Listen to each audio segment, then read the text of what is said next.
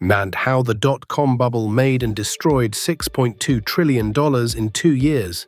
In 1999, a website with zero revenue was worth $100 million. Then everyone lost everything. Picture this: you're an investor in 1999, sitting in your office watching CNBC. A company called Pets.com just launched a website where people could buy pet food online. Sounds simple, right? The problem? Pets.com was losing money on every single transaction. They were shipping heavy bags of dog food across the country, spending more on logistics than they charged customers. Their CEO appeared on television in a giant mascot costume, a sock puppet, during the Super Bowl. That ad cost $2 million. The company had virtually no revenue, yet Wall Street valued Pets.com at $384 million. This wasn't an anomaly, it was the rule. By 1999, the tech-heavy Nasdaq index had become a casino. Venture capitalists were throwing billions at entrepreneurs with nothing but a domain name and a PowerPoint presentation. The mantra was simple: get big fast, worry about profits later. Investors truly believed, that the internet had changed everything. Old rules of business no longer applied. A company didn't need to make money, it just needed eyeballs. Traffic was currency. The bigger your user base, the bigger your valuation, and the easier it was to raise more money. The bubble wasn't built on greed alone, it was built on genuine belief. People thought the internet would fundamentally reshape civilization, and they were partially right. But they were also spectacularly, catastrophically wrong about the timeline and the costs. The core error was a simple one: confusing a good idea with a good business. Investors fell in love with narratives instead of numbers. A startup called Webvan promised to revolutionize grocery delivery.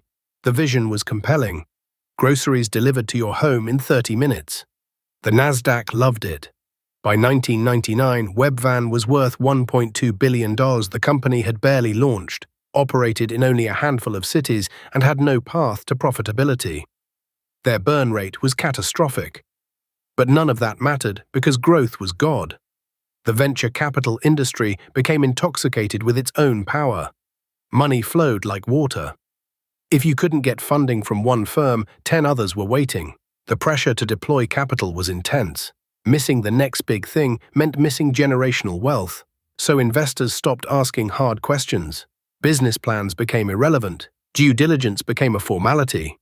The only question that mattered was, is this the future? And here's where it gets dangerous. Once the money starts flowing, it creates its own reality. Startups hired aggressively. They spent lavishly on marketing. They leased expensive office space in San Francisco and Manhattan. The inflated valuations meant that employees received stock options that felt like lottery tickets. Millionaires were being created on paper. People weren't just investing in businesses anymore, they were investing in a dream. And dreams, by definition, don't require profit margins. The party started ending in March 2000. The Nasdaq peaked on March 10th at 5,048. That single index contained most of the dot-com darlings, and suddenly investors began asking the question they should have asked years earlier: how does this company make money? The answer in most cases was, it doesn't. The first dominoes fell quickly. Companies couldn't raise new rounds of funding because investors had finally looked at the balance sheets. Without fresh capital, the money that kept these operations alive ran out. Startups that had been burning through $10 million a month suddenly couldn't pay their rent. The layoffs began in the thousands, then tens of thousands. Office parks in Silicon Valley became ghost towns. Young entrepreneurs who'd been worth millions on paper were suddenly worth nothing. What had taken a decade to build, the infrastructure, the belief, the momentum, collapsed in months.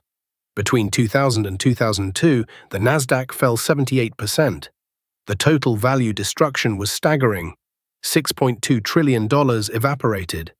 Companies like Pets.com, Webvan, and Flus.com, valued in the hundreds of millions or billions, filed for bankruptcy. Some lasted only a couple of years. The sock puppet became a symbol of everything wrong with the era. The human cost was brutal. In 2001 and 2002, suicide rates in Silicon Valley spiked. Not because companies had modest losses, but because people who believed they were part of a revolution suddenly watched their entire world vanish. Employees at companies valued at $500 million found themselves unemployed with stock options worth nothing. Families lost retirement savings. The broader economy was wounded.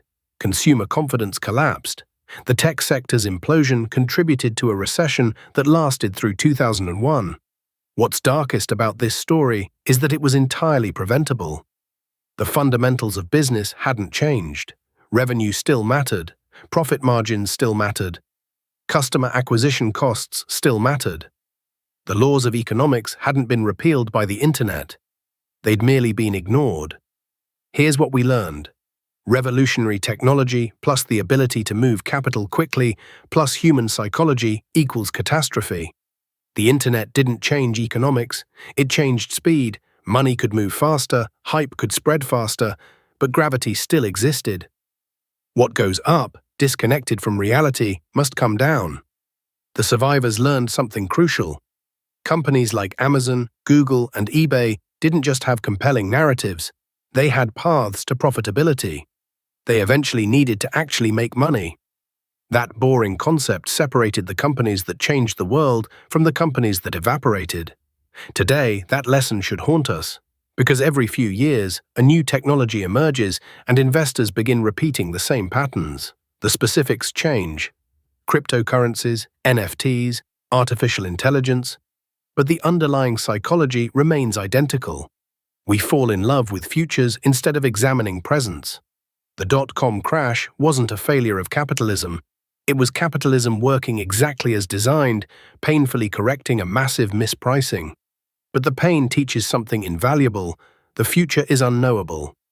Bet on trends, sure, but never bet everything on a story. Save this.